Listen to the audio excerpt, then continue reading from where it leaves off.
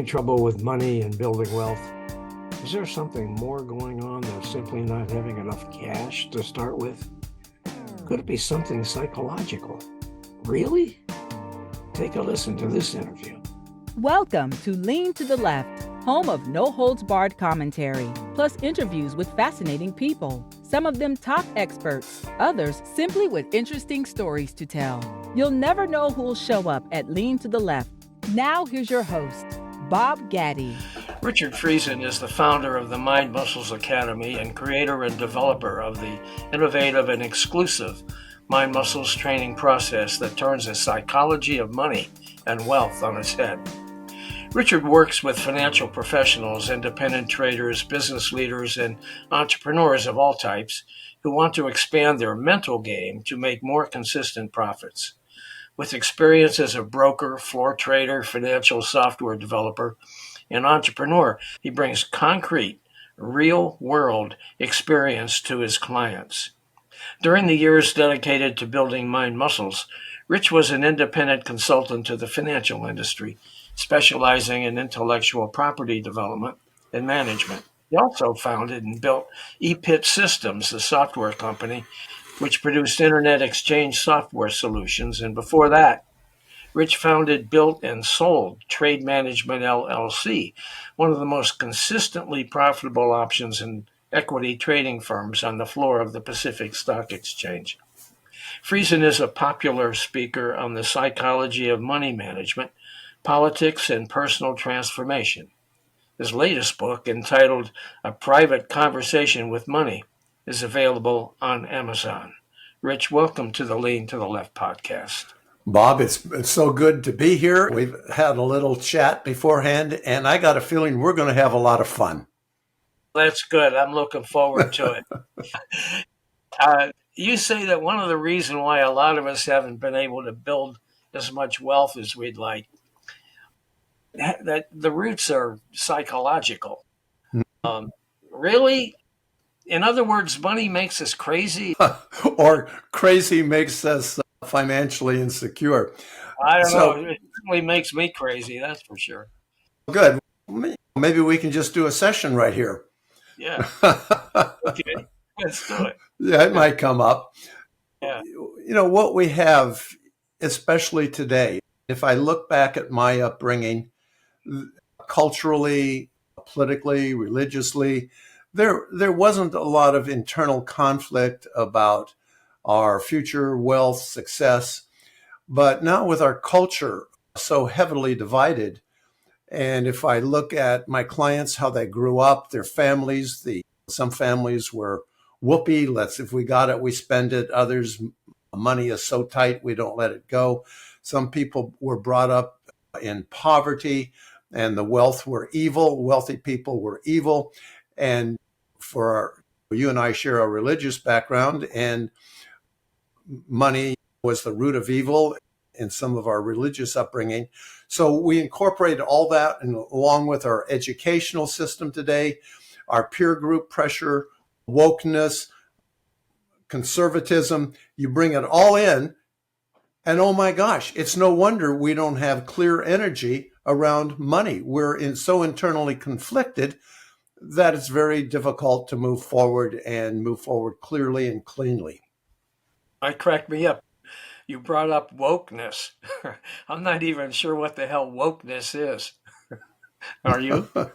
Yeah, well, this is a really hard question. So if you have, let's say, on one extreme, a conservative religious framework for your beliefs in the world, yeah, you have something that is fairly concrete. You have a culture and a community that has expectations for you, and there's the morality and what you strive for is pretty clear. If we look at the current culture, and we can, philosophically, you can call it postmodernist philosophy, the anchors that you have are shifting according to the socially accepted values. And as a result, those can go off into an extreme. I'm in the process of starting a book called Healing the Political Divide. And in it, I talk about the extremes of all positions. And every position has a positive intent. It has a terrific contribution. And then some of us, because of our human fallibility, we go off the rails in one direction or the other. And that's where I think you talked about being crazy. That is because of the human frailty. That is a vulnerability we all face, and that includes myself. Yeah. Now, you say that your training as a therapist opens the door to money behaviors that no longer serve us, yet we repeat them constantly. What are you talking about? Sure. One of the advantages I've had was working with active traders, because as you mentioned in the intro, my background is in trading, is in financial investing. So the advantage of working with active traders and money managers is that there is a really clear feedback mechanism. It's the dollars. There's not much more. It's not complicated. You're either making it or you're not. And as a result of that, I could really suss out the psychological components of people's relationship with money and their success and their failure. So what I use is money as a symptom of some of the deeper issues that my clients face. What are you talking about? For example, I'll be working with a client who will trade very steadily. He'll follow a system, and then he'll get to a point, or she'll get to a point, where all of a sudden they go on tilt and they start losing money. In fact, I've had clients work for 3-4 months to 6 months, slowly make money, and then lose it all in a day or 2 days. Wow. Wow. So what happens is we hit a point where our financial situation has exceeded our identity and beliefs about ourselves and the world. And then we have a survival mechanism that comes in and says, whoa, guy, you're way out of your identity and belief system. In fact, I have a story that I could tell you. It takes about 5 minutes about my own personal life. Go ahead. It was April of 1995. It was the middle of the night. I was asleep and I heard a voice. And the voice said, Rich, you're only worth $200,000 a year. I woke up, looked around the room, expecting somebody to be there. My wife was still sleeping, so I realized it was a voice inside of my head. Okay. So I got up, I showered, I dressed, and I drove across the Golden Gate Bridge to the Pacific Exchange in San Francisco. And I got there so early that the doors were still closed. I sat on the concrete steps between the big pillars, and I thought, what does that voice mean? And I realized that it was part of my identity, of my worthiness, of my abilities, my skill levels. So when the doors opened, I went to, they don't have trading pits anymore. So a lot of the younger people, this will be totally outside of their visual concept. But imagine 20 by 20 place with 150 men and women, and they're yelling and screaming orders. So normally I stood at the back of the pit, Rich Friesen, philosophy major, therapist, former psychologist, looking at the pit and being very careful, taking small bites out of orders, doing a little bit of this and a little bit of that. And to give you some background is that when I started trading on my own, I made $125,000 the first year, then $150,000, $175,000, and then I got stuck at $200,000 a year. Okay. And and at that point, at the back of the pit, I said, I'm done with that voice. It was just a belief system I had about myself. So I went and stood in the best spot in the pit, right up front. And you got to understand, the pit's kind of like a jungle, Lord of the Flies, the toughest, the meanest, the most capitalized, the most socially adept. They get that spot, the best spot. Rich Friesen Okay. stood in that best spot. And the other traders and market Okay. makers came in, and the guy who always stood there, who owned that spot, looked Yeah. at me, looked at the clock. Just a minute before the bell, he tapped me on the shoulder, say, "Okay, Rich." I didn't move. Yeah. So right away, a pushing match started. The whole pit went, whoa, and backed up. The order book official, the exchange official said, "Hey, you guys get into a fight. It's a $10,000 fine for each of you." So I stood my ground. The bell went off, Okay. and Rich Friesen went crazy. I'm going to step back from the mic. Buy 50, sell you 20. Buy them, sell you, sold, sell 10. I just went crazy. And I went on to make many times that $200,000 limit. Yeah. So what it was my belief system, my worthiness. And when I started building a trading firm, about a third of the traders would make great money because I had a process of trading options and stocks and futures. About a third of them would do okay, not bad, but okay. And about a third of them just wouldn't make it. So I thought maybe they have some internal conflicts like I did. So I brought in a hypnotherapist. It turned out I got lucky. My sister Wendy had just graduated from hypnotherapy school. And so she came in and started working with the traders. And one of them was from poverty in West Virginia, very smart guy. But if he made more money, subconsciously, he would isolate himself from his family. Another one had a handicapped brother and a younger brother, and he resented him. If he made money, his mom would come to him to take care of his brother. And there was 3 or 4 more stories like that. They had internal conflicts about money, success, wealth, and identity. Okay. Wow. That's amazing. Now, is that where Mind Muscles Academy comes in? Exactly. That's the perfect lead in.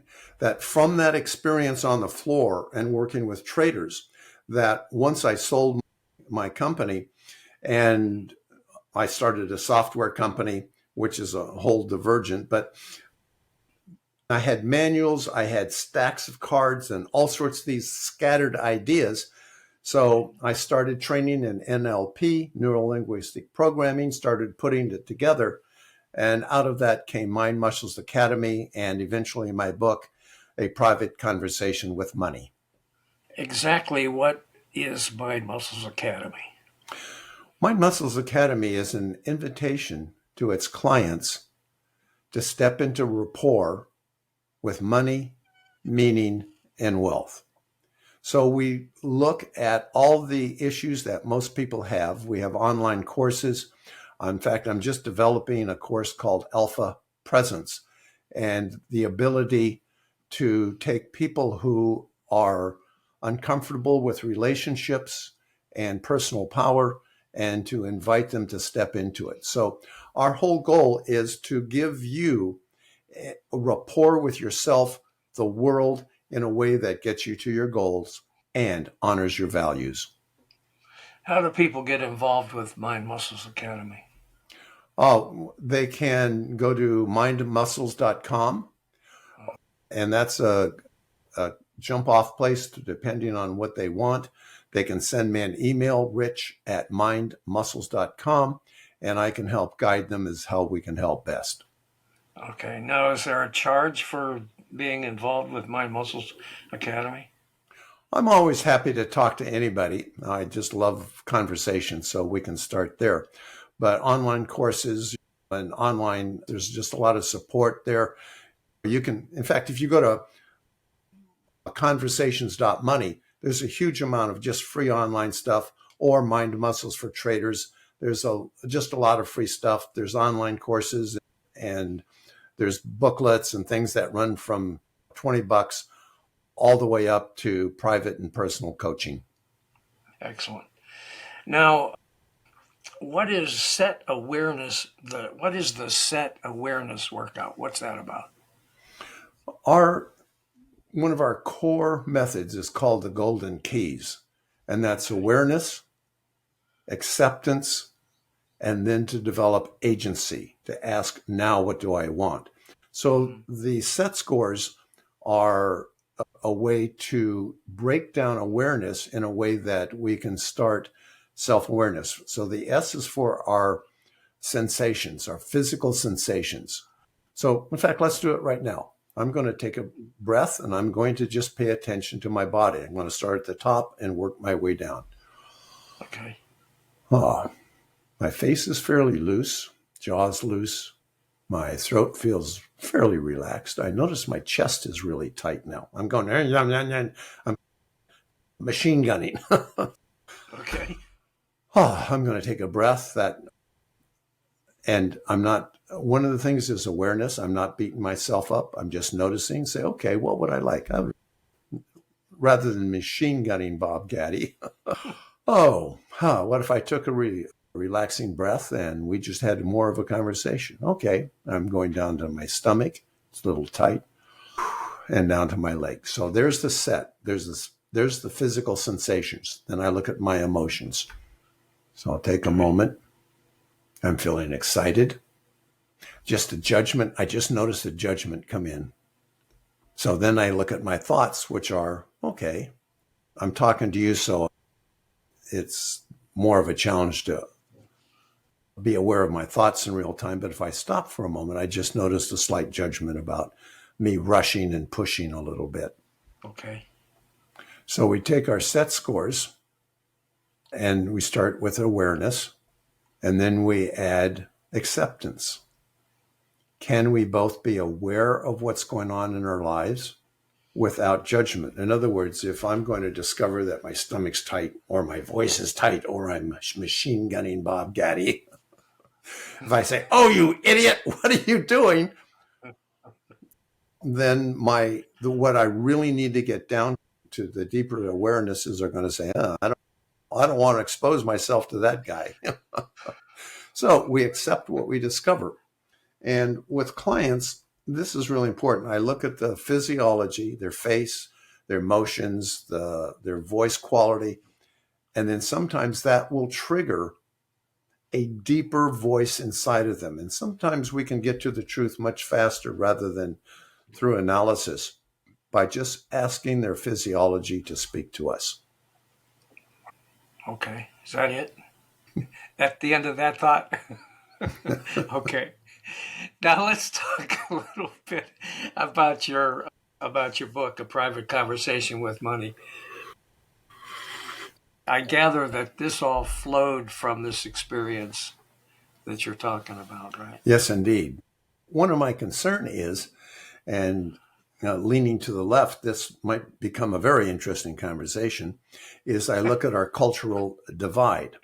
And if we look at the left end of the political and psychological spectrum, there's just a huge conflict.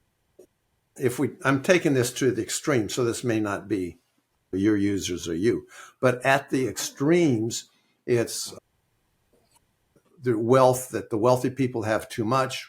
We need equity. We need to share it. If you're rich, you're probably an asshole. We need to tax more to bring equity to us. So you have all of those beliefs. And people who are good-hearted, people who want a better world for everybody, you take all that in and it creates internal conflicts and stress because you want a secure financial future. You want to take care of your family. And yet you have all these niggling little things from the extremes that prevent you from rapport with money, meaning, and wealth. So my book takes a journalist, Joe, who's definitely leaning, in fact, maybe way leaning to the left. And he meets the character Money.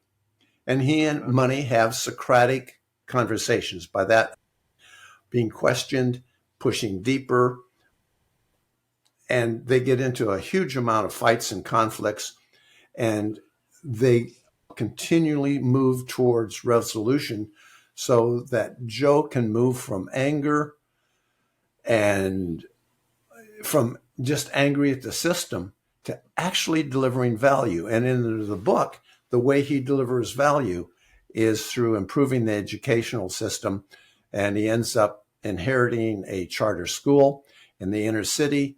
And he works to really work with kids who have been disadvantaged and give them not just a standard book learning education, but how the world works, how skill stacking works, and what they need to move forward and give them hope in the world. And that's, if I look at my personal values and look at the concerns of the world, I see a lot of people who don't have a model for hope.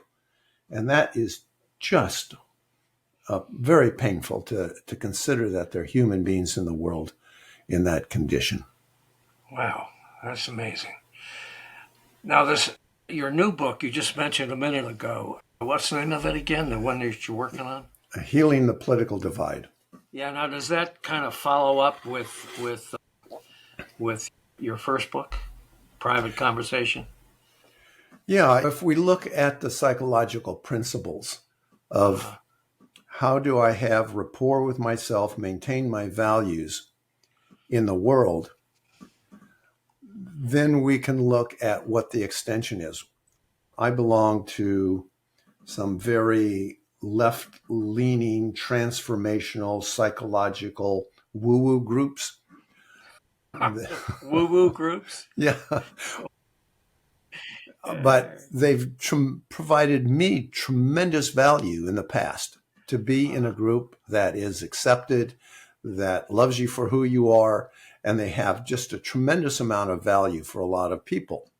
And I look at that value and how it translates into their political views. So my job in this book that's coming up is to help them coordinate their deepest values, their love of humankind, their acceptance, into an effective political sphere. Okay. Is it a book that helps you successfully invest your money while holding on to your principles? It's a book about principles. It doesn't have any investing strategy in it. Okay. And the basic principle is delivering value. For example, one of the concepts we have is certificates of appreciation.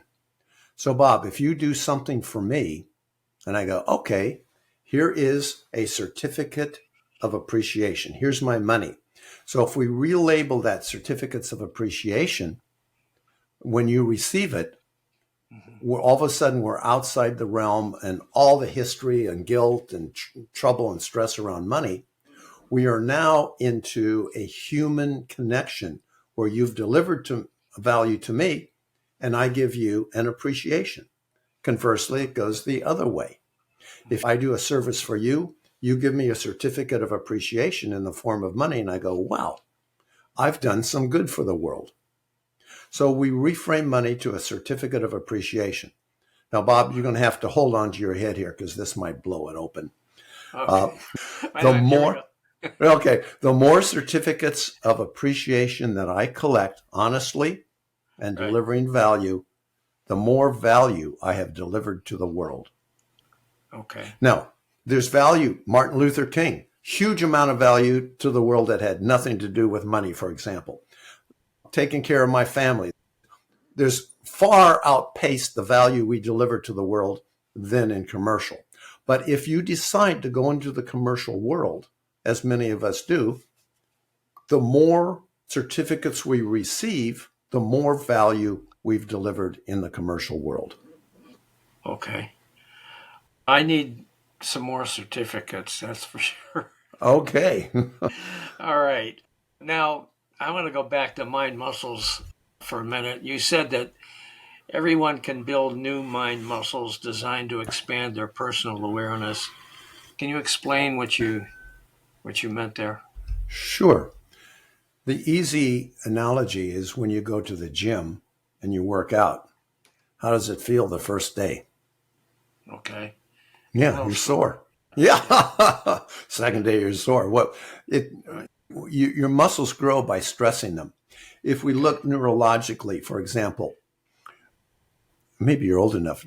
When I started to drive a car at 14. They gave me a license at 14 years old. I can't believe that in Kansas.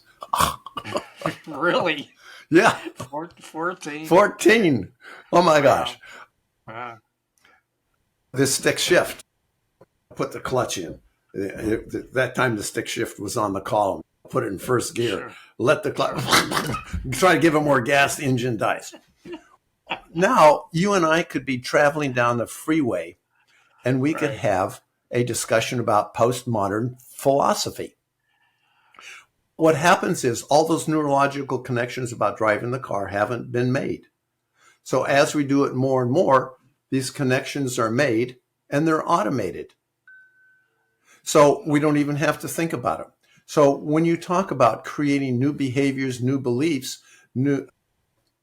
all this is like building muscles in a gym. At first, they're not there. You have to focus and repeat them. So if we create new behaviors that serve us better through repetition, eventually they become automated.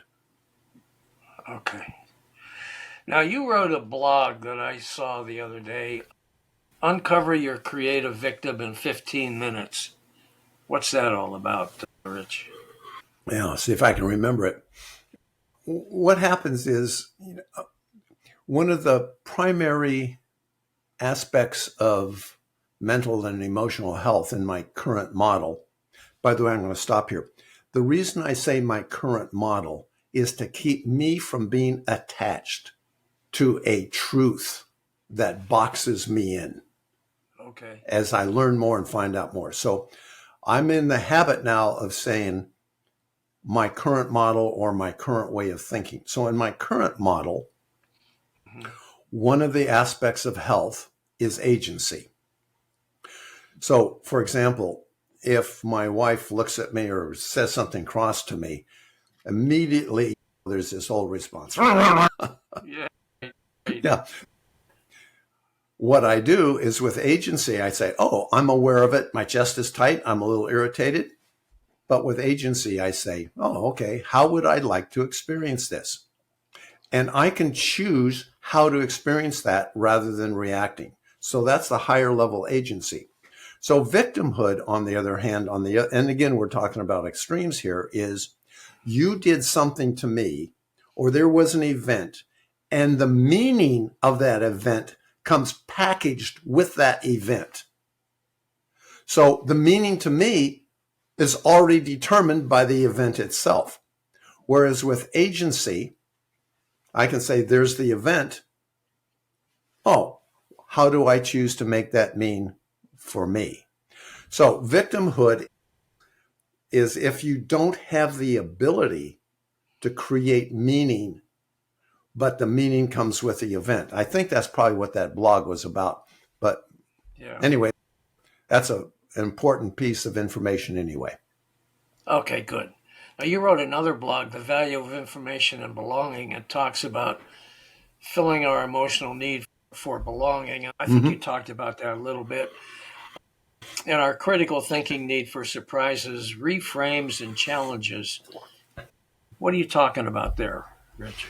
Okay, so when I talk to a client, and let's say they've gotten along in their family and their social group by being really nice, trying to please, trying to, especially if mom or dad was emotionally volatile, being really sensitive to other people, being an empath, as it were. And that's the way we belong. Or if we look at our political beliefs, if I look at my friends on the right, I look at my good friends on the left, I look at my libertarian friends, a whole part of their belief system is wrapped up in their groups that they choose to belong to and the way they choose to belong to them. Yeah. So if we look at information that just solidifies the beliefs that I have in the peer group that I have, I'm safe. There's no risk to that. But what if I take in information that's different?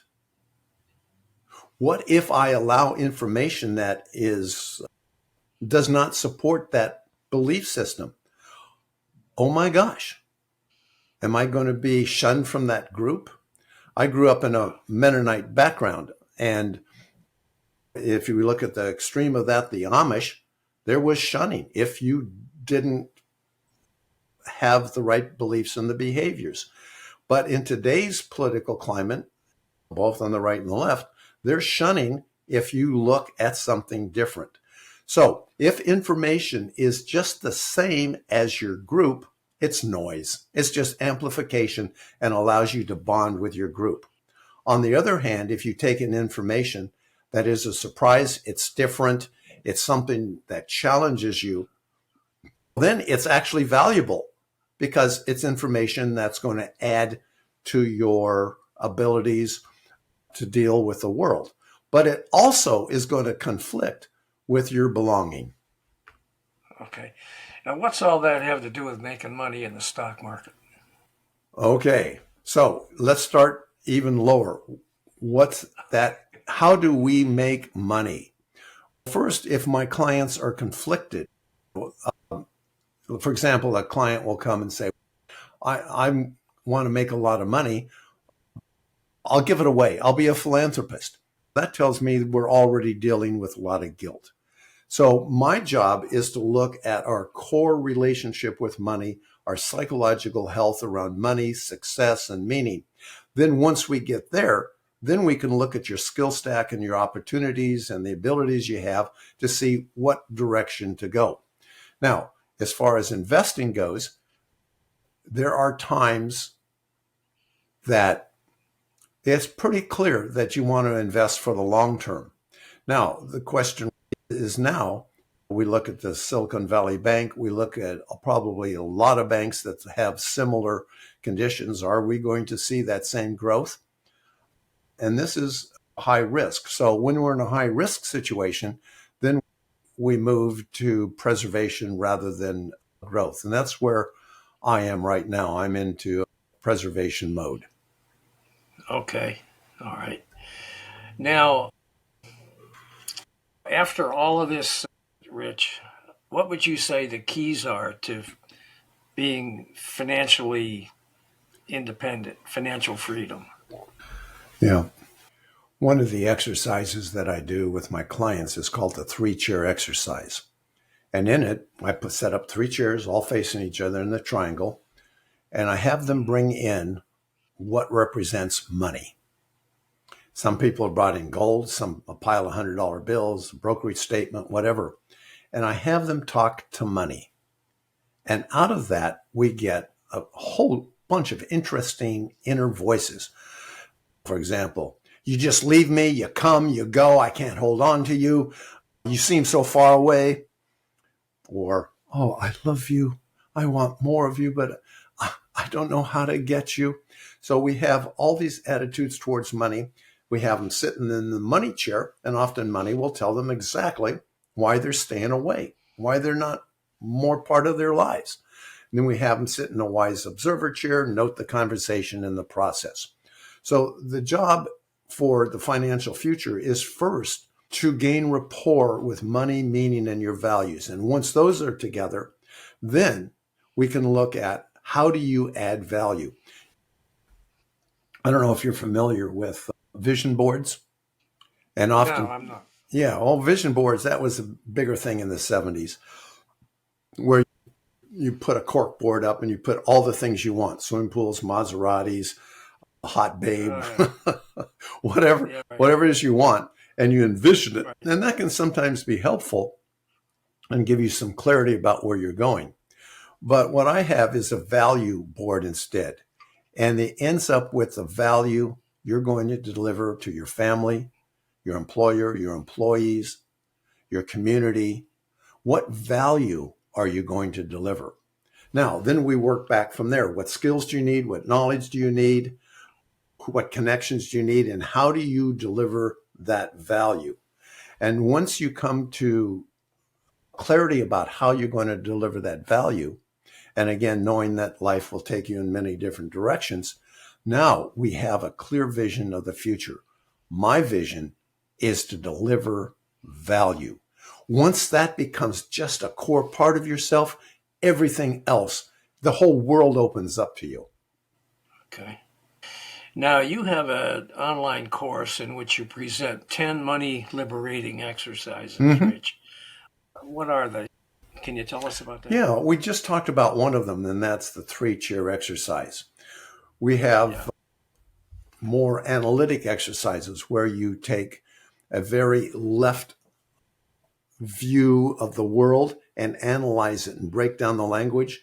A very libertarian view of the world, we analyze it and break down the language, because a lot of us get swayed just back and forth with the news, the language, the different things that are coming at it. So the job is to develop agency around what you hear. There's exercises on your history. What generationally has been handed down about your beliefs around money and success, so that we can go down and learn about those. Hidden anchors to wealth, what might be stopping you. Some people are afraid that if they get money, they'll become an asshole. So we look at, okay, let's step into money. What is your experience? And how do you prevent yourself from that fear? We talk about capital. What is the value of capital? And capital expands the timeline of what you're able to contribute to the world. Here's a big one. What will you lose if you become successful and wealthy? And people go, huh? Oh, I won't lose anything. Of course not. But as we drill down, almost 70% of my clients will come up with stuff like, oh, all the accounting. Oh, taxes. Oh, my relatives will come to me for money. Oh, all the things. I'll just buy things and then they'll just tie me down and I'll have to take care of stuff. And everybody's different, but they come up with a whole bunch of things that they'll lose. And the theme that keeps coming back is I'll lose my freedom if I have lots of money.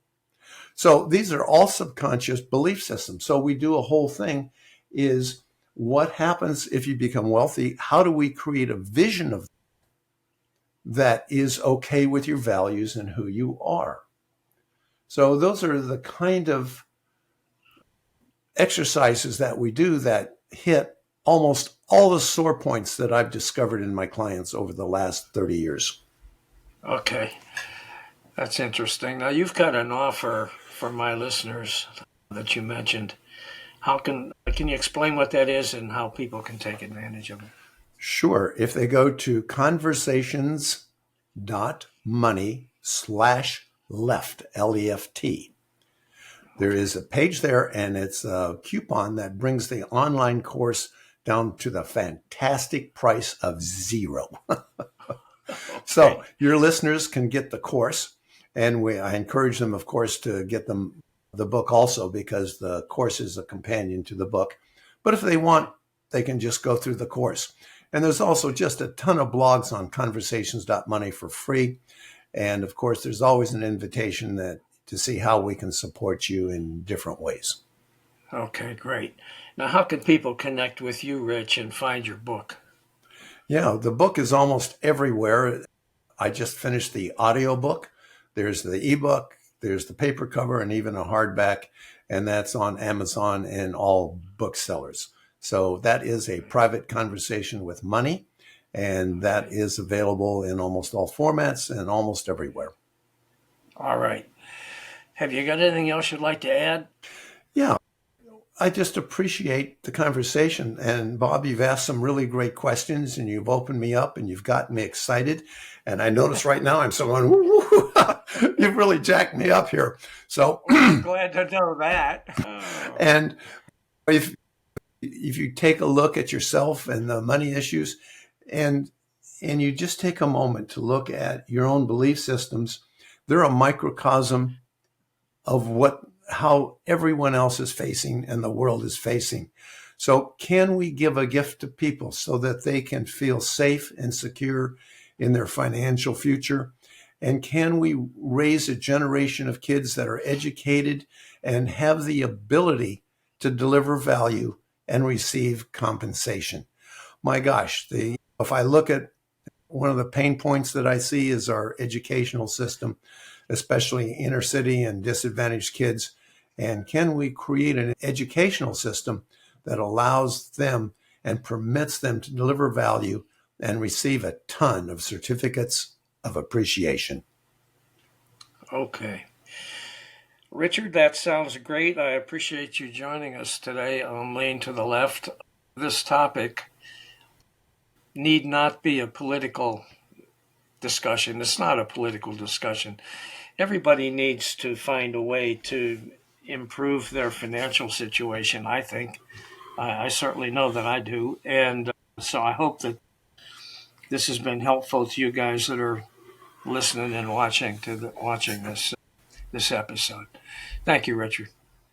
Thank you, Bob. And I look forward to a follow-up conversation after you've read the book and taken the course. Hey guys, I hope you enjoyed this Lean to the Left video and that you learned something as well.